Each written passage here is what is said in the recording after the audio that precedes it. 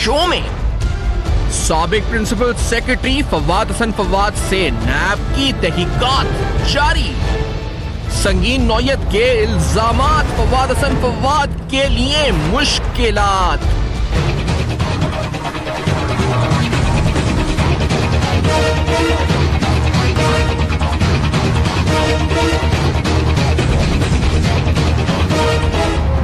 नाजायज असासे इख्तियारात का इस्तेमाल, मुतनाज़ा फैसले, सवालात के अंबार। अस्सलाम वालेकुम। पस पर्दा हक़ाइक़ सनसनीखेज़ इंकशाफात प्रोग्राम बेनकाब में हूँ आपके साथ सैफान खान। फवाद हसन फवाद के ऊपर लगने वाले इल्जामात और उनकी तफसीलात और उस हवाले से नैब की जो तहकीकात है उसमें क्या पेशरफ्त है, आज प्रोग्राम में आपको दिखाएंगे और आपको फैक्ट्स एंड फिगर्स के साथ, उन डॉक्यूमेंट्स के साथ आपके सामने वो हक़ाइक़ रखेंगे। लेकिन इससे पहले, क्योंकि हम ये जानते हैं कि गुज़िश्ता कई रोज से नैब और नैब की कारकर्दगी को लेकर, बिलखुसूस नैब लाहौर की कारकर्दगी को लेकर या नैब रावलपिंडी या ओवरऑल मजमूई तौर पर नैब की कारकर्दगी को लेकर नुक्ताचीनी या फिर आप कह सकते हैं कि क्रिटिसिज्म इस पर जो है वो की जा रही है। और स्पेसिफिकली स्पीकिंग, शहबाज शरीफ साहब का केस और फवाद हसन फवाद के केस से मुताल्लिक रोज जो है इस वक्त इस तरह की खबरें, इस तरह के मामलात सामने आते हैं जिससे ये शकूक और शुबहात जिनमें इजाफा हो रहा है कि नैब इन केसेस को सही तरीके से या तो हैंडल नहीं कर रहा या इन केसेस को सही तरीके से मंतकी अंजाम की तरफ या जो लीगल कोर्स ऑफ एक्शन जो आगे है लॉ का, उसे सही तरह हैंडल जो है इस वक्त नैब नहीं कर रहा। मैं मिसाल के तौर पर मैं आपको आगे लेके बताऊंगा जी कि चेयरमैन नैब ने इस पर क्या कहा है। मिसाल के तौर पे बहुत ही सीनियर सहाफी काबिल इज्जत हामिद मीर साहब ने आज कॉलम लिखा और उसमें उन्होंने कुछ इंकशाफात किए और उसमें आज क्योंकि फवाद हसन फवाद का जिक्र हो रहा है तो मैं वो कॉलम आपके सामने रखता चलता हूं। उन्होंने कहा जी कि इंतहाई काबिल एतमाद जराए के मुताबिक शहबाज शरीफ के खिलाफ बनाए जाने वाले मुकदमे का अहम तरीन किरदार फवाद हसन फवाद था। फवाद हसन फवाद के बारे में ये दावे किए गए थे कि वो वादा माफ गवाह बन गए हैं, लेकिन फिलहाल ऐसा नहीं हो सका और अब तो हुकूमत में शामिल कुछ शख्सियात को यह शक होने लगा है कि कहीं नैब से कुछ अफसरान ने शहबाज शरीफ को मजलूम बनाने के लिए उनके खिलाफ एक कमजोर केस जानबूझकर तो नहीं बनाया। एक इंतहाई, और आगे हामिद मीर साहब ने लिखा है कि एक इंतहाई जिम्मेदार शख्सियत का ख्याल है कि फवाद हसन फवाद की नैब के एक अहम जिम्मेदार के साथ कोई पुरानी चपकलिश थी, जिस लिहाजा इसका बदला लेने के लिए फवाद हसन फवाद को आशियाना स्कैंडल में फंसाया गया। लेकिन वक्त गुजरने के साथ साथ इस केस में खुद नैब फंसती जा रही है, यानी नैब इस वक्त जो है इस केस में खुद ब खुद फंसती जा रही है बजाय फवाद हसन फवाद के। और हामिद मीर साहब कहते हैं कि उनकी इत्तलात या उनकी सोर्सेज हैं कि कोई ऐसा नैब में था जिससे फवाद हसन फवाद की जो उस वक्त जाती रंजिश थी और उसका बदला आशियाना इकबाल केस से मुतालिक जो है वो लिया गया। खैर, ये मीर साहब का इस वक्त अपना ओपिनियन है, वी रिस्पेक्ट दैट। लेकिन चेयरमैन नैब ने एक बड़ी इंपॉर्टेंट स्टेटमेंट कल दी है और नैब के खिलाफ जो बातें हो रही हैं उन बातों का उस स्टेटमेंट में हवाला दिया है। चेयरमैन नैब ने जो कहा, लेट्स हियर दिस आल्सो, क्या कहा है उन्होंने।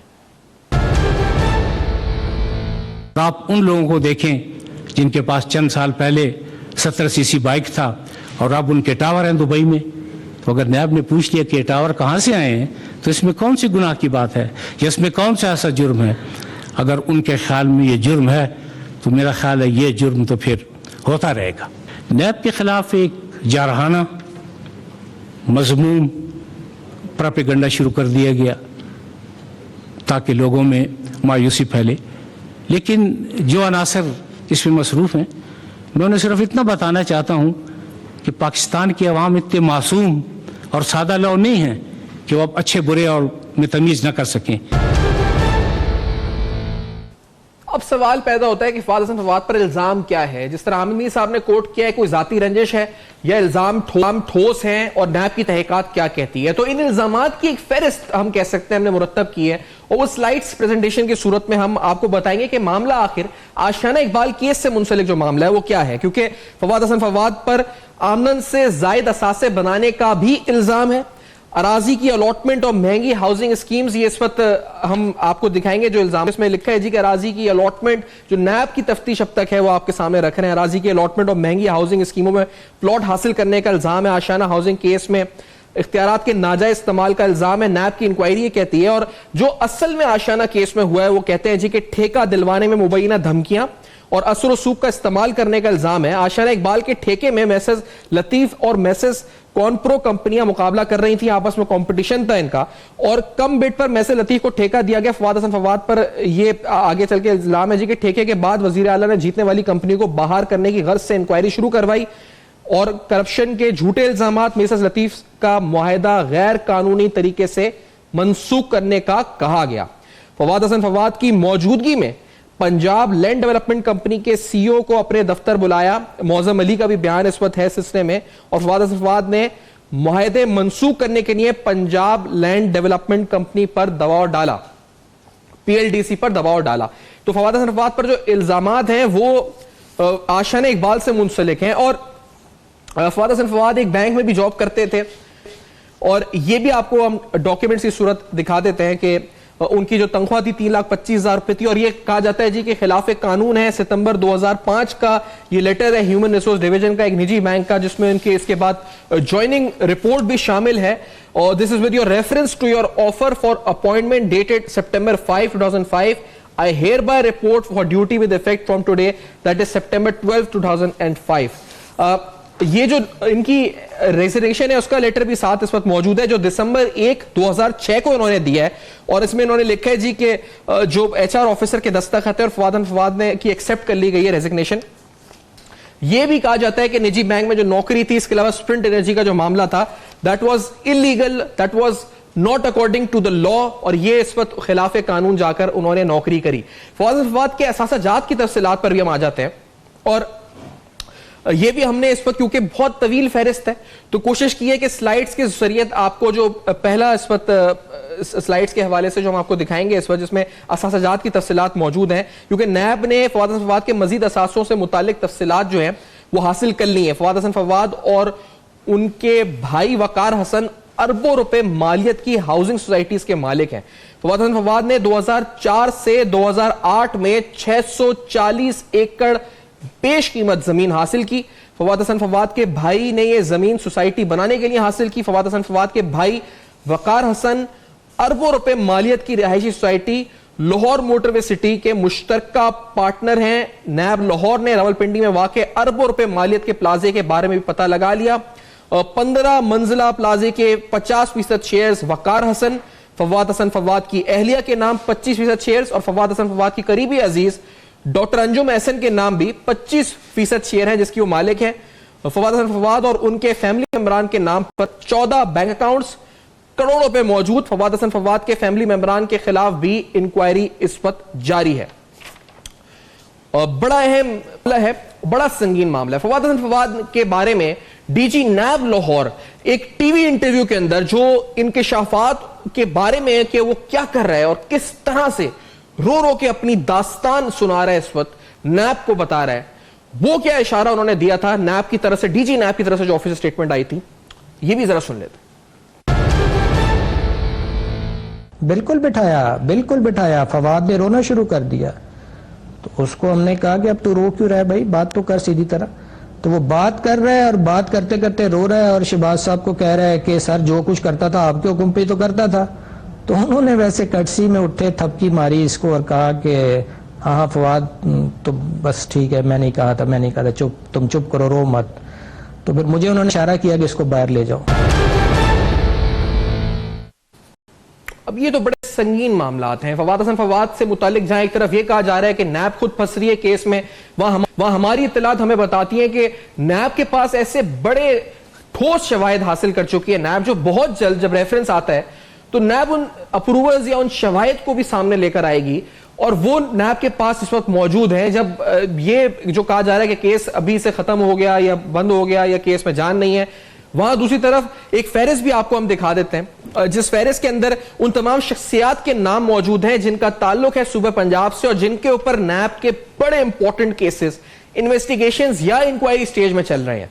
और यहां फवाद हसन फवाद का नाम इस लिस्ट में 64 नंबर के ऊपर मौजूद है, जो इन्वेस्टिगेशन है आशियाना इकबाल केस के हवाले से, and he is the ex principal secretary to the prime minister of Pakistan. लेकिन जिस वक्त ये लिस्ट आई है, इसके बाद एसेट बियॉन्ड मींस की इंक्वायरी भी चल रही है, जिस तरह मैंने असासाजात का हवाला दिया है, तो आपको ये बताता चलूं कि एहसासात के हवाले से वो फहरिस्त जो अभी आपको दिखाई थी वो ही नहीं बल्कि और भी तवील इन्वेस्टिगेशंस में चीजें सामने आई हैं। मिसाल के तौर पे दौरान तफ्तीश गिरफ्तार मुलजिम फवाद हसन फवाद से मुतल्लिक अहम हकायक, जाती मिल्कियत जीपीओ चौक रावलपिंडी में शॉपिंग प्लाजा की तामीर, और ये भी आप इस वक्त स्लाइड्स की सूरत में हम आपको दिखाएंगे, जाती शॉपिंग प्लाजा की तामीर के लिए जो इनकी तरफ से दलील दी गई वो ये जी कि ये कमजोर दलील ये गई कि हमने कर्ज इस वक्त लिया था और कर्ज के जरिए ये इमारत तामीर की थी।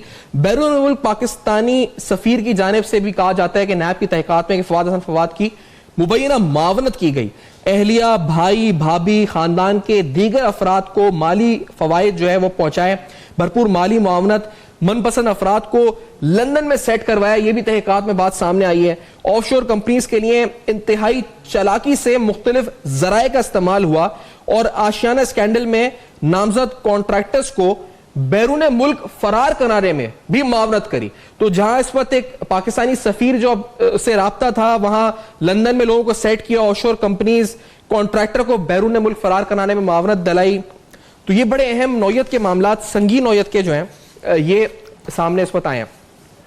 इमरान खान साहब जो वज़ीर-ए-आज़म पाकिस्तान है उनकी तरफ से ये नैब की कार्रवाइयों को लेकर और एक बात ऐसी जो उन्होंने कन्विक्शन रेट के ऊपर नैब के करी कि वो कितना % है वो हम सुन लेते हैं, क्योंकि आगे जाएंगे तो वील टॉक इन डिटेल कि इमरान खान साहब जो कहा था वो कितना सच है, कितना हकायक पर मबनी है। लेकिन वज़ीर-ए-आज़म पाकिस्तान इमरान खान साहब की स्टेटमेंट ऑन नैब्स परफॉर्मेंस, लगता है वो खुश नहीं थे नैब की कारकर्दगी से। Let's hear this.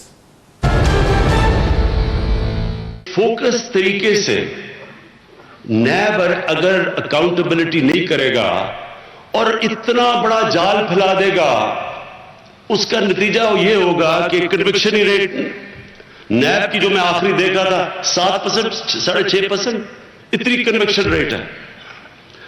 मैं मलेशिया गया, उनकी एंटी करप्शन में हम विजिट किया, शाह जी भी हमारी सारी डेलीगेशन थी, उनकी 90% कन्विक्शन रेट है। 7% खान साहब ने गालिबन एफआईए की जो इस वक्त कन्विक्शन रेट है वो एफआईए की 6.6 या 7% है, क्योंकि नैब खुद और नैब की जो कारकर्दगी रिपोर्ट बताती है जो पिछले एक साल यानी जावेद इकबाल साहब के आने के बाद से अब तक की वो 70% से ज्यादा की कन्विक्शन रेट इस वक्त बताई जाती है। तो गालिबन यहां कोई मिसकन्फ्यूजन हुआ है या फिर ओवरऑल ही, क्योंकि जिस तरह हामिद मीर साहब का मैंने आर्टिकल पहले कोट किया था, वो कहते हैं जी कि हुकूमती शख्सियात को लगता है कि नैब जानबूझकर शहबाज शरीफ साहब के खिलाफ जो है वो अच्छा केस नहीं गिरा रही, कमजोर केस बना रही है। ये कितनी हकीकत है, क्योंकि हमने आपके सामने इल्जामात, फैक्ट्स, फिगर्स, इन्वेस्टिगेशन में जो चीजें सामने आई वो रखी हैं, लेकिन एक बड़ी फहरिस्त मेरे पास एहसासात की और भी है, और ये फहरिस्त किसकी है ये अभी अभी हमने हासिल की है, और ये बड़े इंपॉर्टेंट अफसर की जो कि मफरूर है, इस वक्त मफरूर गिरफ्तार नहीं हुआ है, उससे मुताल्लिक है, जिससे एक बड़ी सियासी शख्सियत को भी खतरा हो सकता है। वील ऑल्सो डिस्कस दिस, हम ये बेनकाब करेंगे और बड़े अहम मुहर्रिकात इस ब्रेक के बाद मेरे साथ रहिए।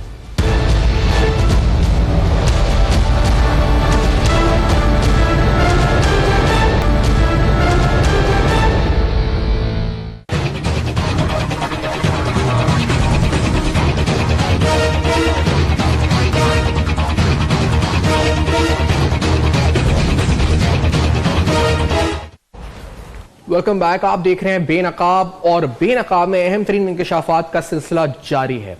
नदीम ज़िया आखिरकार कौन है? नदीम ज़िया के एहसासात की तफसीलात भी अब तक कुछ हमने हासिल कर ली हैं, कुछ देर कबल तक जो उसने अपने टैक्स रिटर्न्स में सबमिट कराई हैं।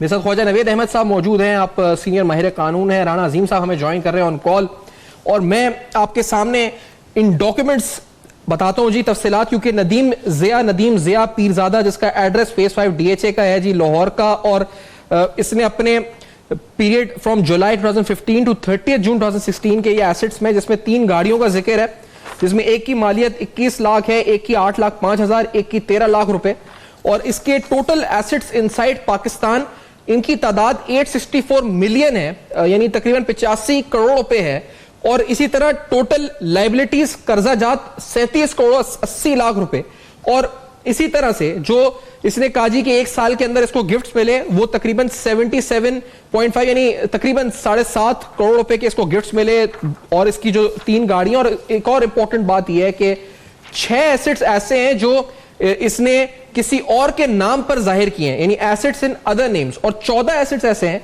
जो बेनामी जायदाद हैं। अब ये नदीम ज़िया है कौन, इस बारे में आप पैरागॉन केस से मुंसलिक, क्योंकि ये सारा फवाद हसन फवाद, नदीम ज़िया, ये सारा मामला एक ही सारा गठजोड़ है, और ये एनआईसी भी उसका हमने आपको दिखा चुका था, इससे पहले दिखाया इस केस से मुतालिक जो कि किस तरह ये इस मुल्क से मफरूर है, बड़े अहम केस में मतलूब है। वह साहब साथ हैं, राना अजीम साहब हैं। राना अजीम साहब, एसिड डिटेल्स तो आज नदीम ज़िया साहब की हैरान कुन है, और ये तो मेरे ख्याल है पीनट्स है सर, ये 86 करोड़ रुपए के एसेट्स। आई डोंट थिंक ये इन रियलिटी होगा, शायद इससे ज्यादा अमाउंट होगी। राना साहब लेकिन ये तो मैं समझता हूँ कि जो उसने ये हमारे आपको जो डिटेल आई है जी, ये 1% भी नहीं, बिल्कुल 1% भी नहीं है। नदीम ज़िया जो है इसके अमेरिका के अंदर 3 जो बड़े स्टोर है, इसके पाकिस्तान में जो प्रॉपर्टीज हैं, इसके इस्लामाबाद में जो है, इसकी कराची में जो है, इसकी दुबई में जो है, इसकी जो लंदन में है, इसकी जो स्विट्जरलैंड में है, इसके जो पैसे जो है हॉलैंड में है, ये सारी डिटेल वो है जो हम ला चुके हैं, उसका तो इनमें जिक्र ही नहीं है। और आपको आपके प्रोग्राम में एक और चीज ब्रेक कर दो, नदीम ज़िया साहब ने लाहौर के महंगे तरीन इलाके ऑस्ट्रेलिया चौक रेलवे स्टेशन पर एक साबिक वजीर आजम के से लीज पर एक जगह ली, जिसके इवज इन्होंने पैरागॉन में 64 करोड़ जगह उन्हें गिफ्ट की। गिफ्ट किसको की? साबिक वजीर आजम के बेटे को। और जो जगह लीज पे ली गई है उस पर एक प्लाजा है जिसकी इस वक्त मलकियत जो है कमो बेच जो है वो 40 से 50 करोड़ रुपया है, और दीगर शॉप्स है, और ये सारी जगह रेलवे की है, उसको लीज पर लिया है और अभी तक लीज कर रही है, और ये लीज नदीम ज़िया के नाम पर है, और लीज वाली जगह पर दुकानें बनाकर प्लाजा बनाकर द्रोह कर दिया गया है जो कानूनन नहीं किया जा सकता। अभी ये कोई और भी बहुत सी डिटेल्स है। अभी हम क्यों बोल रहे हैं कि नदीम ज़िया के बहरिया लाहौर के एक मारूफ तरीन हाउसिंग सोसाइटी में 27 प्लॉट है, वो 27 प्लॉट जो है उसमें फार्म हाउस बना हुआ है। एम सोसाइटी के पास एक बहुत बड़ा फार्म हाउस जो है जो 185 कनाल पे है, वो भी जनाब नदीम ज़िया साहब का है, उनका तो जिक्र ही नहीं है। ऐसी बहुत सी बेनामी प्रॉपर्टीज है जो इनके पास है, जो इन्होंने बनाई। वो बंदा जो एक एसटीओ था, एसटीओ से अरबपति किस तरह बना, करोड़। अच्छा राना साहब, ये नाम कंपनियों के नाम जो आ रहे हैं ना, एक तो पैरागॉन होल्डिंग है, एक पैरागॉन एक्सचेंज है, और एक जो है वो बिस्मिल्लाह इंजीनियरिंग है जिनकी मिल्कियत आ रही है। और बिस्मिल्लाह इंजीनियरिंग का जो एड्रेस आ रहा है वो इनके आबाई जो गांव जो है वहां का एड्रेस आ रहा है कि बिस्मिल्लाह इंजीनियरिंग के ऑफिस का एड्रेस जो आ रहा है। 3 कंपनीज हैं और ज्यादा ये जो इन्होंने डिक्लेयर्ड कंपनीज है 3। राना अजीम साहब जी। राना साहब अच्छा, लाइन ड्रॉप हुई है भाई। राना साहब, ये बड़े अहम इंकशाफात हैं, बड़ा मतलब संगीन नौयत के मामला है। फवाद हसन फवाद को अभी तक हम कहानियां सुना के थक गए, इतने एसेट्स, और फिर उल्टा नैब के खिलाफ प्रोपेगेंडा चल रहा है कि नैब सही नहीं बना रहा case. What do you think भाई साहब? बस है इसलिए नहीं बना रहा ना कि ये सारी प्रॉपर्टीज जो भी अजीम साहब ने बताई हैं वो तो इसमें शामिल नहीं कर रहा, तो इसलिए सही नहीं है। ये तो नदीम ज़िया की है, वो फवाद की अलग है। हाँ, तो उसकी भी शामिल करें, इसकी भी ये वाली सारी जो अभी अजीम साहब ने बताई हैं कि इस्लामाबाद और ये प्लाजे और ये दुबई और ऑस्ट्रेलिया और पता नहीं कहाँ की वो बता रहे हैं, तो ये सारी शामिल करें तो फिर अच्छा हो जाएगा, नैब बड़ा ठीक हो जाएगा। तो लेकिन सर ये अभी क्या? तो ये सिर्फ इसने खुद जो इनकम टैक्स में डिक्लेयर की है ना, वो सारी हैं, तो ये वो है। अब जो नैब ने इन्वेस्टिगेट करके निकाली होंगी, आप वो लिस्ट हासिल करें ना, उनके पास तो इससे 10 गुना ज्यादा होगा। सर ये तो एफबीआर, ये तो रिटर्न जो फाइल की, ये तो खुद बंदा करता है। राना अजीम साहब आप दोबारा साथ हैं सर, मुझे बताएं, क्योंकि मैं फवाद हसन फवाद के हवाले से पूछना चाह रहा हूं। आज हामिद साहब ने कितनी है, उनके भी बड़े मेरे पूरा पड़े हैं इस वक्त, बहुत लंबे चौड़े इस वक्त एसेट्स हैं उनके तो प्लाजे हैं 5-5 अरब रुपए के इस वक्त। लेकिन राना साहब ये मुझे बताइएगा, हामिद मीर साहब ने लिखा है कि फवाद हसन फवाद के बारे में ये दावे किए गए थे, उनका आर्टिकल है आज कि वो वादा माफ गवाह बन गए, लेकिन फिलहाल ऐसा नहीं हो सका, और अब तो हुकूमत में शामिल कुछ शख्सियात को यह शक होने लगा है कि कहीं नैब से कुछ अफसरान ने शहबाज शरीफ को मजलूम बनाने के लिए उनके खिलाफ एक कमजोर केस तो नहीं बनाया। एक इंतहाई जिम्मेदार शख्सियत का ख्याल है कि फवाद हसन फवाद के नैब के एक अहम जिम्मेदार के साथ कोई पुरानी चपकलिश थी, लिहाजा चपकलिश की वजह से आशियाना केस बनाया गया, और वक्त गुजरने के साथ साथ इस केस में नैब खुद फंसती जा रही है बजाय फवाद के। राना साहब आपकी इत्तलात क्या है, क्या नैब के किसी बंदे से जाती फवाद हसन फवाद की लड़ाई थी? मैं नहीं समझता कोई ऐसी जाती लड़ाई थी, ना कोई ऐसी बात है। बात है कि फवाद हसन फवाद जिस वक्त हुकूमत में था, जिस वक्त वो अपनी सीट पर मौजूद था, तो वो नंबर 2 वजीर आजम था, और कोई शख्स ये जुर्रत नहीं कर सकता था, किसी वफाकी वजीर की ये जुर्रत नहीं थी, किसी ब्यूरोक्रेट की जुर्रत नहीं थी, किसी और की जुर्रत नहीं थी कि फवाद हसन फवाद के मतलब कोई बात कर ले। फवाद हसन फवाद मुकम्मल हर वजारत के इख्तियारात भी इसके पास थे, वजीर आजम के इख्तियारात इसके पास थे, और ये तो इतना तगड़ा शख्स था जिसकी इंतहा कोई नहीं है। जहां तक मामला ये चल रहे हैं कि उन पर केस इतना मजबूत नहीं बना, इसमें इस बात में इतनी हकीकत जरूर है कि कुछ इन्वेस्टिगेशन करने वाले ऑफिसर्स ने उस तरह काम नहीं किया जिस तरह करना चाहिए था। मगर मेरी इत्तला के मुताबिक फवाद हसन फवाद से बहुत सी चीजें मिल चुकी हैं, बहुत सी गुफ्तगू ऐसी है जो रिकॉर्डिंग का हिस्सा है, जिसकी बकायदा वीडियो रिकॉर्डिंग मौजूद है जो बतौर सबूत रखी गई है, ताकि कल को जो ऐसी गुफ्तगू हो रही है, जो ऐसे इल्जाम लगाए जा रहे हैं, उनको सामने लाया जा सके। तो ये सारी चीजें हैं। उसके बाद बहुत कुछ मिला है। अभी केस चूंकि आया है, अभी केस चल रहा है, अभी बहुत सी चीजें सामने आएंगी, बहुत सी चीजें निकलेंगी। अभी तो मेरी इत्तला के मुताबिक एक ब्यूरोक्रेट से बाइट जा चुका है, उसने जो अपना बयान दिया है उसमें उसने कहा है कि हम जो करते थे हम फवाद हसन फवाद के कहने पे करते थे, और फवाद हसन फवाद जो है हमें एक बतौर वजीर आज़म पाकिस्तान भी समझने के हमें कहता था। मेरी भी इत्तलात है कि किसी का बयान रिकॉर्ड हो गया है और वो रेफरेंस का हिस्सा बनेगा, या वो बयान कोई वादा माफ गवाह या प्रूवर मिल गया फवाद हसन फवाद के खिलाफ, एक या दो बनेगा, और ये हर चीज हो चुकी है। मेरी जो इत्तला है उसके मुताबिक तो यही है। अब इंतजार करना चाहिए। हम तो बहुत से लोग जो है ना कबल इस वक्त बहुत सी चीजें कह देते हैं। राना साहब साथ रहे, क्योंकि जो फवाद हसन फवाद का खुद अपना स्टेटस है, क्या वो खुद वादा माफ गवाह बने नहीं बने, तो मुजाहिद कामरान जो वाइस चांसलर पंजाब यूनिवर्सिटी के, उन्होंने एक इंटरव्यू दिया था रिसेंटली, और उस इंटरव्यू के अंदर मुजाहिद कामरान हसन फवाद से मुलाकात या उसका अहवाल जो बताया था, और ये सवाल के वादा माफ गवाह बने नहीं बने, तो क्या कहा था, जरा ये सुन लेते पहले। जी, फवाद साहब से गुफ्तगू हुई थी। मैंने उनसे कहा था कि आपके बारे में तो ये कहा जाता है कि आप वादा माफ गवाह बन गए, तो उन्होंने कहा अगर मैं वादा माफ गवाह बन गया होता तो मैं अंदर होता। भाई साहब, मैं वादा माफ गवाह बन गया था तो वो अभी मैं अंदर नहीं होता, फवाद ने कहा है, या आपके नजदीक है कि इनको तो किसी सूरत में भी वादा माफ गवाह ना बनाना चाहिए, ना वादा माफ गवाह बनने की पेशकश करनी चाहिए। असल में तो असल मुल्ज़म ये है। तो इसके ऊपर तो जो इसकी ये एसेट्स की आपने लिस्ट बताई है, that is sufficient to connect him with the crime.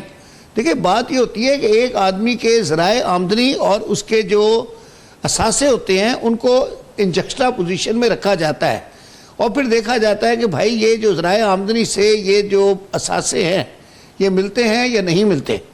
अगर एक आदमी के इतने ज़्यादा असासे हैं और वो ग्रेड 20-21 का वो है मुलाजम, और ख़ुद ही अपने आप को तरक्कियाँ देते देते वो 22 में भी पहुँच गया है, तो आप 22 की भी तनख्वाह लगा लें तो कितनी होगी? 5 लाख होगी, 7 लाख होगी, इससे ऊपर तो नहीं होगी।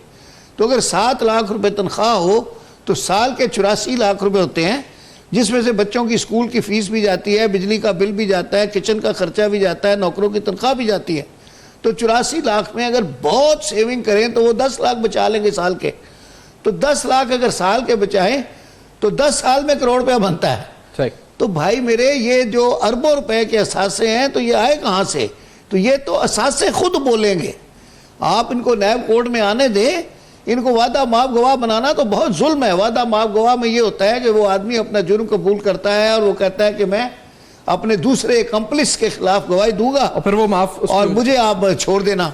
जैसे वो सिविल एविएशन के केस में अगर फवाद हसन फवाद के खिलाफ वादा माफ गवाह मिल रहे हैं, और जिस तरह राना साहब भी बता रहे हैं, फवाद अहमद फवाद के खिलाफ जो वादा माफ गवाह मिलते हैं तो उनको बेशक टॉफियां भी दी जाए, इनाम भी दिया जाए कि भाई तुम लोग सर्विस कर रहे हो उस मुल्क की और अच्छी बातें बता रहे हो, तो उनको वो ले लें। बाकी इसको कैसे बना सकते हैं?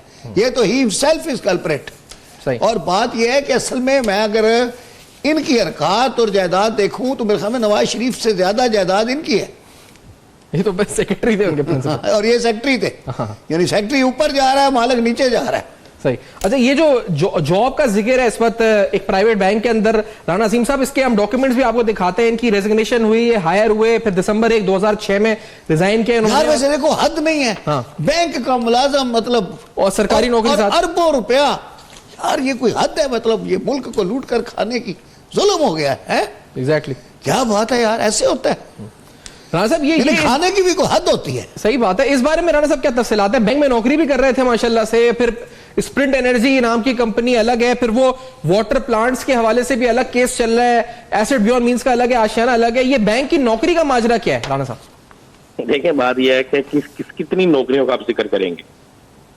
और मैंने जिसने कहा कि जहां तक फवाद की बात है, वो एक बहुत बड़े प्रॉपर्टी डीलर भी थे, वो एक लैंड माफिया से भी तल्लुक रखते थे, वो सरकारी मुलाजमीन के अंताता भी थे। अगर आप उनको देखें तो हर उस जगह पर जहां पर उनका बस चल सकता है उसमें वो सब कुछ कर रहे थे। तो जब एक बैंक की नौकरी तो अहमियत ही कोई नहीं रखती। अगर आप उनके हिसाब से देखें, उनके बच्चों के हिसाब से देखें, उनके एक ड्राइवर जो है, जिसके हवाले से मैं ये भी आपके प्रोग्राम में ब्रेक कर देता हूँ कि एक ड्राइवर जो है उनकी फैमिली में एक ड्राइवर था जो उनके लिए काम करता था, उसके नाम जो हादसे निकले हैं वो हिरात कौन है। ये सारी चीजें जो है ना सामने आ जाएंगी, लोग वो इंतजार करें। अभी हम बहुत से हमारे जो इन असासों से 10 बैंक और खुल जाएंगे। नहीं तो अभी तो राणा साहब हम जरदारी साहब के ड्राइवरों और फरियाल तालपुर के ड्राइवर नौकरों की बातें कर रहे थे। फवाद हसन फवाद का भी कोई ड्राइवर आ गया सामने? हाँ बिल्कुल आ चुका है, ड्राइवर आ चुका है, और उस ड्राइवर की तमाम चीजें जो है वो डॉक्यूमेंट मौजूद हैं, हर चीज बयान मौजूद है। मैंने तो इसलिए कहा इंतजार तो करें।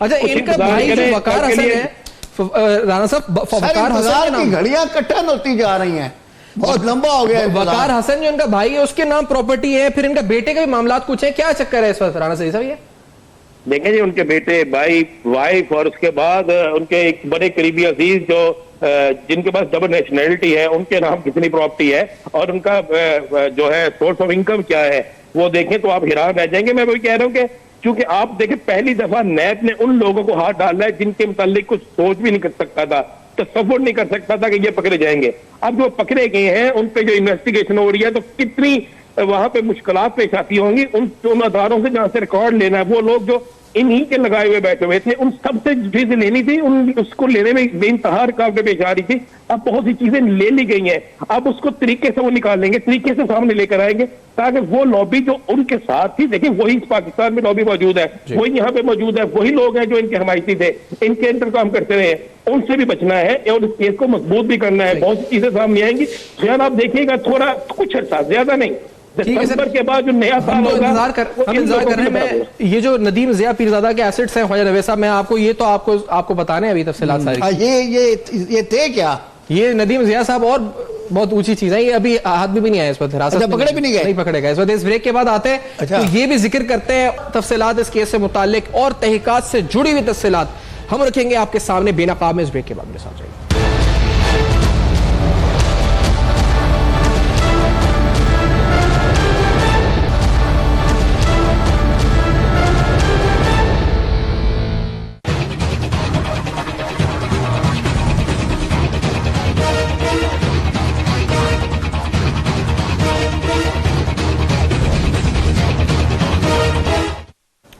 Welcome back. आप देख रहे हैं बेनकाब, और बेनकाब में अहम तरीन हकाइक आपके सामने रख रहे हैं। फवाद हसन फवाद से मुतालिक जो अहम तरीन केस है, इन्वेस्टिगेशन है, उस पर तरह तरह के मामलात सामने आ रहे हैं। एक बात ये सामने आई कि आशियाना इकबाल का क्योंकि कॉन्ट्रैक्ट रजामंदी से, कंसेंट से कैंसिल हुआ, इसलिए ये केस नहीं बनता। एक ये भी इस पर आई बात सामने। फिर बीच में ये आया जी कि नैब ने, जिस तरह भी आपको बताया कि बहुत से सीनियर लोग भी ये कह रहे हैं कि नैब ने जानबूझ के जी मजबूत केस नहीं बनाया आशियाना इकबाल का। और फिर फवाद हसन फवाद के अपनी जात से मुंसलिक जो एसेट्स आ रहे हैं, जो मामलात आ रहे हैं, बहुत से लोग कह रहे हैं हल्का आता है और कड़ी इस पर जो है कड़ा एहतसाब होना चाहिए, कड़ी इस पर शिकंजा जो है सख्त होना चाहिए इस मजीद। लेकिन इस पूरी सूरत हाल में एक कैरेक्टर और है जी, कैसर अमीन भट्ट। उसने एक बयान दिया कि नदीम ज़िया के साथ मिलकर, और फिर उस पर ख्वाजा साद रफी को, ख्वाजा बरादरान का भी नाम लिया गया कि वो मिलकर ये तमाम कार्रवाई करते थे। 4 अरब रुपए की एक 800 मल्ले की जमीन हमने बेची, और उस नदीम ज़िया के मुतालिक आज उसके प्रॉपर्टी डॉक्यूमेंट्स हमने हासिल किए हैं, जिसमें आप देख सकते हैं कि उसके जो एसेट्स हैं उनकी तादाद 86 करोड़ रुपए है पाकिस्तान में। उसमें 14 बेनामी प्रॉपर्टीज हैं, 6 प्रॉपर्टीज ऐसी हैं जो औरों के नाम है। उसके अलावा उसके जो कर्जा जात हैं, लाइबिलिटीज हैं, उसकी जो टोटल वैल्यू है वो 37 करोड़ रुपए बनती है।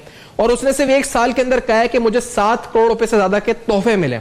और उसकी जो बैलेंस शीट है पूरी, गाड़ियों की मालियत, अगर उसने अपनी प्राडो की मालियत 10 लाख रुपए बताई है, एक जापान की गाड़ी इंपोर्टेड, उसकी मालियत 13 लाख रुपए बताई है। अब 10 लाख की प्राडो कौन सी होती है मेरे इल्म में नहीं, मेरे ख्याल से 10 लाख की तो अगर आप जापान से कोई छोटी से छोटी 600 सीसी गाड़ी मंगाएं तो वो 10 लाख की नहीं आती। 10 लाख की गाड़ी अगर कोई सुजुकी की मेहरान 800 सीसी वाली हो तो वो भी शायद नहीं आती हो 10 लाख के अंदर। ये 10 लाख के अंदर प्राडो, नदीम ज़िया साहब जो है इस वक्त, उनकी प्राडो 10 लाख रुपए की है और 13 लाख की जापान वाली गाड़ी है। तो दीज आर एस्टोनिशिंग फिगर्स। अगर बुक वैल्यू पे भी रखा है तो मुझे नहीं समझ में आता कितनी डेप्रिसिएशन लगा के इन्होंने लिया है इस वैल्यू को। I don't understand. तो शहजाद भट्टी साहब भी हमें ज्वाइन कर रहे हैं, साबिक डीजी नैब। शहजाद साहब, पहले तो फवाद हसन फवाद से मुतालिक बताएं सर, नैब का केस मजबूत है या ये प्रोपोगंडा हो रहा है मीडिया का, कि क्या मामला है इस वक्त आपकी नजर में? बिस्मिल्लाहिर्रहमानिर्रहीम। सिफान, आप मुझे सुन रहे थे? जी जी सर, फरमाए। अच्छा, इसमें बात यह है कि ये सारी एक स्पेकुलेशन और एक बहुत प्लान्ड किस्म की मूव चल रही है, एक नैब को बदनाम करने की और एक किसी न किसी तरीके से अपनी जान छुड़ाने के लिए ये सारा एक मीडिया के ऊपर चलाया जा रहा है। बड़ी सीधी सी बात है, आप ये याद रखिए कि इस वक्त जो सिस्टम है नैब का, उसके अंदर डीजी के पास इसको अरेस्ट करने की किसी को पार नहीं है, ग्रेड 19 एंड अबव। वो इससे नीचे नीचे अरेस्ट कर सकता है। इवन इन्वेस्टिगेशन की इजाजत अगर ग्रेड 20 से लेनी है, उससे बब लेनी है, किसी पॉलिटिशियन की लेनी है, तो उसको चेयरमैन के पास जाना पड़ता है। जो एग्जेक्टिव बोर्ड मीटिंग होती है, जो रीजन की होती है, उसके अंदर डिप्टी प्रोसिक्यूटर जनरल बैठा होता है, सारे डायरेक्टर बैठे होते हैं, डीजी बैठा होता है, और फिर वो जो एविडेंस कलेक्ट की गई होती है उसको पहले उस लेवल के ऊपर उसका पूरा मुआयना किया जाता है। उसके बाद उसको फॉरवर्ड किया जाता है चेयरमैन के पास। और आज चेयरमैन कौन है? एक जज है जिसके पास केसेस उसके सामने आते हैं, रिटायर्ड जज हैं वो, और उन्होंने कितनी उम्र गुजारी है इन केसों को देखने की, और वो डेफिनेटली वो कभी भी ऐसी चीज को हाथ नहीं लगाएंगे जिसके अंदर वीक एविडेंस हो। उन्होंने अगर शहबाज शरीफ के अरेस्ट वारंट जारी किए हैं तो तब किए होंगे जब उन्होंने सफिशिएंट एविडेंस देख ली होगी कि ये आ गई। और वहां जो एग्जेक्टिव बोर्ड होता है उसके अंदर याद रखिए कि prosecutor general, additional prosecutor general और डीजी ऑपरेशन, खुद चेयरमैन, पूरी जो रीजन होती है उसकी अपनी पार्टी पूरी जाती है। और यहाँ मैं ये कहना हक बजाना होगा ये बताने के लिए आपको कि ये जो प्रोसिक्यूटर और प्रोसिक्यूटर जनरल और डिप्टी प्रोसिक्यूटर जनरल होते हैं, ये कौन होते हैं? शेख अजमत सईद साहब इस वक्त ऑनरेबल जस्टिस हैं सुप्रीम कोर्ट के, ये नैब के हमारे डिप्टी प्रोसिक्यूटर जनरल रहे हैं। मियां फकीरुल मुल्क जो के पेशावर हाई कोर्ट के चीफ जस्टिस रहे हैं, हमारे डिप्टी प्रोसिक्यूटर जनरल रहे हैं। जस्टिस रियाज साहब जो इस्लामाबाद में जस्टिस रहे हैं इस्लामाबाद हाई कोर्ट के, वो हमारे एडिशनल डिप्टी प्रोसिक्यूटर जनरल रहे हैं। इस वक्त के आगा साहब हाई कोर्ट सिंध के जज हैं जो कि प्रोसिक्यूटर जनरल रहे हैं। इरफान कादर साहब जो कि अटॉर्नी जनरल रहे हैं, हमारे प्रोसिक्यूटर जनरल रहे हैं। तो इस कैलेबर के लोग बैठे होते हैं जहां ये फैसला होता है कि सफिशिएंट एविडेंस है। वो तो अरेस्ट की बात समझ में आ गई। शहजाद साहब मुझे ये बता दें कि ये कह रहे हैं कि आशियाना तो खुद जो पार्टीज थी उन्होंने म्यूचुअली कंसेंट के बाद जो लॉजिकल वो दे रहे हैं बयान के कि वो म्यूचुअली कंसेंट के साथ उन्होंने कॉन्ट्रैक्ट को खत्म कर दिया लतीफ सन्स ने। तो देन व्हाट, यानी फिर उसके बाद ये अगर कॉन्ट्रैक्ट किसी और को अवार्ड हुआ तो ये फवाद हसन फवाद ने पीएलडीसी पर प्रेशर नहीं डाला, सीओ पर पीएलडीसी के, तो ये बेसिकली म्यूचुअली एग्रीमेंट हुआ और उसके बाद बाकायदा अमाउंट सेटल हुई और ये कॉन्ट्रैक्ट कैंसिल हुआ। तो दिस मींस के ये केस नहीं बनता फवाद पर, ये एक प्रोपेगेंडा या कुछ भी कह लें, ये एक नैरेटिव आ रहा है सामने। इस पर क्या कहना है आपका? पहली बात तो आप ये देखिए कि आपने खुद पूरा जो नैरेटिव बिल्टअप किया है जिसके अंदर आपने दिखा दिया कि जी फवाद हसन फवाद के एसेट क्या हैं और नदीम जिया के क्या हैं। ये एसेट खुद बता देते हैं कि भाई करप्शन हो रही है और ये करप्शन का पैसा कहां जा रहा है ये नजर आ रहा है। ये कैसे हो सकता है? और दूसरी बात यह है कि रेफरेंस को आने दीजिए, ये अफवाहों पर यकीन मत कीजिए कि जी ये कमजोर है और इस तरह की बातें हुई थी। मैं ये समझता हूं कि शहबाज शरीफ साहब जो बातें कर रहे हैं पार्लियामान में आके और बाहर जो इंटरव्यू दे रहे हैं और जिस तरह की बातें हो रही हैं, नैब की सेक्शन 16B के तहत इवन कोर्ट जो है, अकाउंटेबिलिटी कोर्ट जो है, वो कंटेम्प्ट ऑफ कोर्ट इशू कर सकती है कि जी क्योंकि वो जेपरडाइज कर रहे हैं, स्कैंडलाइज कर रहे हैं प्रोसीडिंग्स को। और दूसरी तरफ नैब खुद 31A के तहत हैम्परिंग दी इंक्वायरी, जहां कंप्रोमाइज हो रही है इंक्वायरी क्योंकि ये मिसलीड करने की कोशिश कर रहे हैं, तो ये भी इसको जाना चाहिए नैब को उनके खिलाफ कि जी ये इस तरह के बयान दे रहे हैं। साथ ही रहें क्योंकि मैं एसेट्स के आपको एक बार फिर हम नाज़रीन दिखाते हैं मामला, क्योंकि ये जो नदीम ज़िया के एसेट्स हैं जिसके अंदर मैंने गाड़ियों का जिक्र किया है, बंगलों का, घरों का, बेनामी प्रॉपर्टीज का, उन प्रॉपर्टीज का जो उसके नाम नहीं है, तो ये उसके साथ उसमें जो उसके क्रेडिट लाइबिलिटीज हैं, उसके net assets of the years हैं, फिर वो तमाम तफसीलात इस वक्त आप देख रहे हैं। फिर उसके बाद उसकी जो dues payment excise and taxation department में हुई है, वो जो डिस्क्रिप्शन है उसका, विद होल्डिंग टैक्स कितना कटा है, ट्रांसफर फी गाड़ी के हवाले से, फिर एक्साइज एंड टैक्सेशन की कितनी उसने रसीदें जमा कराई साल में, 2016 में, 2017 में, 2015 में, वो तमाम रसीदें भी हम आपको स्क्रीन पे दिखा रहे हैं। भाई साहब ये गाड़ी जो इस वक्त होती है, ये बुक वैल्यू पर 10 लाख की प्राडो आपने देखी है? ये क्या है, मतलब बुक वैल्यू है क्या है? 10 लाख की तो आजकल टॉय कार भी नहीं आती सर। ये तो कहने की बात है। तो अब पता नहीं इनकम टैक्स के किस अफसर ने इसको 10 लाख में मान भी लिया है जी। या तो ये बगैर टायरों की गाड़ी होगी 10 लाख रुपए में। बालाजी मैं आपको बड़ी दाद देता हूँ कि आप बहुत ज़्यादा मेहनत करके और बड़ी इन्वेस्टिगेशन करके और ये डिग करके ये चीज़ें लाते हैं, ये आसान काम नहीं है बगैर रिसोर्सेज के। तो ये आपको हम खराज तहसीन पेश करते हैं।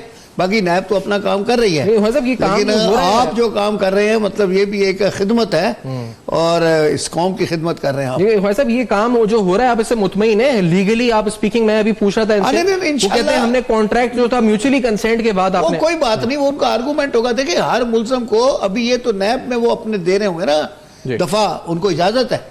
इसके बाद अदालत में भी उनको इजाजत है, ना सिर्फ ये कि वो अपना डिफेंस पेश करें, उनको ये भी इजाजत है कि जितने प्रोसिक्यूशन विटनेसेस आए वो उनको क्रॉस एग्जामिन करें और क्रॉस एग्जामिन करके उनको सजेशन दें कि आपने झूठा बयान दिया है। ये एक एक्यूज का राइट है, फैसला जज ने करना है और मटेरियल जो नैब जमा करेगी वो अदालत में पेश किया जाएगा। अब उस मटेरियल को देखना है और इनके डिफेंस को देखना है, उस दोनों को इंजेक्स्टा पोजीशन में रखना है, फिर देखना है कि ये कौन सा पलड़ा किधर जाता है। सर तो जैसे अभी शहजाद साहब ने कहा और मैंने पहले कहा, आप क्योंकि लीगली हैं, वही मैं बता रहा हूं कि ये इमरान खान साहब सर ये सारी चीजें भी जस्टिफाई कर रहे ना जी, तो ये कहां से जस्टिफाई करेंगे कि इनकी इतनी एसेट्स आई कहां से? वो सही है सर, कोई छप्पर फटा, मतलब हमने सुना था ये इमरान खान साहब को जरा सुन ले, छप्पर फाड़ के देता है। मैं एक बार आपको इमरान खान साहब को सुनाना चाह रहा हूं जो वो कहते हैं कन्विक्शन रेट के हवाले से लेना, तो मुझे बताएं क्योंकि खान साहब का मौकिफ है जी 6% या 7% कन्विक्शन रेट है, नैब कहती है इट्स अराउंड 77%, लेकिन खान साहब जो कह रहे हैं वजीर आजम पाकिस्तान, वो जरा सुने फिर पूछता हूं। उनको किसी ने रिपोर्ट नहीं दी होगी ना पूरी। फोकस तरीके से नैब अगर अकाउंटेबिलिटी नहीं करेगा और इतना बड़ा जाल फैला देगा, उसका नतीजा ये होगा कि कन्विक्शन रेट नैब की जो मैं आखिरी देख रहा था 7%, 6.5% इतनी कन्विक्शन रेट है। मैं मलेशिया गया, उनकी एंटी करप्शन में हम विजिट किया, शाह जी भी हमारी सारी डेलीगेशन थी, उनकी 90% कन्विक्शन रेट है। तो मेरे सामने नैब की कारकर्दगी रिपोर्ट रखी है जिसके मुताबिक ये कन्विक्शन रेट इट्स अराउंड 77% है, और ये जो कितनी तादाद के अंदर रेफरेंसेस हुए हैं, ये एक हिस्टोरिक ट्रेंड सेट किया है नए चेयरमैन नैब ने जिसने ये रेफरेंसेस गए हैं। अब ये कोई कंफ्यूजन है या कोई गलत रिपोर्टिंग है प्राइम मिनिस्टर को कि क्या है, या ये इसका मतलब ये तो नहीं है कि खालिद साहब के बहुत से केसेस अकाउंटेबिलिटी कोर्ट में तो हो जाते हैं कन्विक्ट, लेकिन हाई कोर्ट उस सजा को खत्म कर देता है, तो इवेंचुअली वो फिर 6% ही रह जाता है। ये मतलब भी हो सकता है। आप मुझे नहीं पता कि प्राइम मिनिस्टर साहब के पास जो ब्रीफिंग दी गई है या जो इनको भी कुछ समरी गई होगी ना, कह रहे हैं मैंने देखी है, तो उसमें फिर कौन सा दिया रिजल्ट। बहरहाल ये जिस तरह आपने बताया कि नैब कोर्ट्स का जो अपना कन्विक्शन रेट है काफी हाई है, 70% ज्यादा है। हाँ जी, काफी हाई है। और फिर हाई कोर्ट में ये होता है कि ज़ाहिर स्क्रूटनी होती है और फिर वहाँ पे देखा जाता है कि भाई किसी आदमी के साथ ज्यादती तो नहीं हुई। तो देखिए सज़ा देते वक्त ना बहुत एहतियात से काम लेना होता है कि हमारा जो कानून है वो ये कहता है कि आप शक के ऊपर 1000 गुनाहगार को छोड़ दो, लेकिन शक के ऊपर एक बेगुनाह को सजा मत दो, क्योंकि एक बेगुनाह भी अगर गलत सजा खा गया और उसकी हार लग गई तो माशरा तबाह हो जाएगा। ये भी बात है। तो हमें जजेस को बहुत एहतियात करनी पड़ती है। ये नहीं है कि जिसको नैब पकड़ के ले आए उसे सूली पे चढ़ा दो, ऐसे भी नहीं है। अच्छा राना साहब, इतना चर्चा हो गया नदीम ज़िया का, कब आप इसको गिरफ्तार करवा रहे हैं? राना नजीम साहब कब आएगा ये आप सामने? ये हम ऐसी चर्चा करते रहेंगे, महीने गुजर गए। देखिए जी, मेरी आखिरकार तो मुल्ज़म ने गिरफ्तार होना ही है, गुनाहगार के आखिरकार पकड़ में आएगा, कितनी देर भागेगा। देखिए कैसर मीन भट्ट ने भी कराची में आके बना ली, सखर में बना ली, और इस तरीके से वो गिरफ्तार हुआ। और भी बहुत से लोग हैं जहाँ जहाँ पे गए हुए हैं। इसी का कहना है कि शायद वो ईरान के जरिए बॉर्डर क्रॉस कर गए हैं और उसके बाद बाहर चले गए। कोई कहीं भी चला जाए, लेकिन मैं आपको एक बात बता दूं कि आने वाले चंद दिनों में जो नया साल होगा ये पाकिस्तान में करप्शन के खात्मे का एक बहुत बड़ा साल होगा, और नदीम ज़िया या तो पेश हो जाएगा या नदीम ज़िया गिरफ्तार हो जाएगा। और ये चंद दिनों की बात है, ज्यादा दूर की बात नहीं है। बहुत सी उनकी चीजें जो है वो अदारों के पास आ चुकी हैं। सर हम भी उम्मीद करते हैं नए साल आगाज करप्शन के खिलाफ जंग, और इस जंग को हतमी मराहिल में दाखिल होते हुए हम देखेंगे।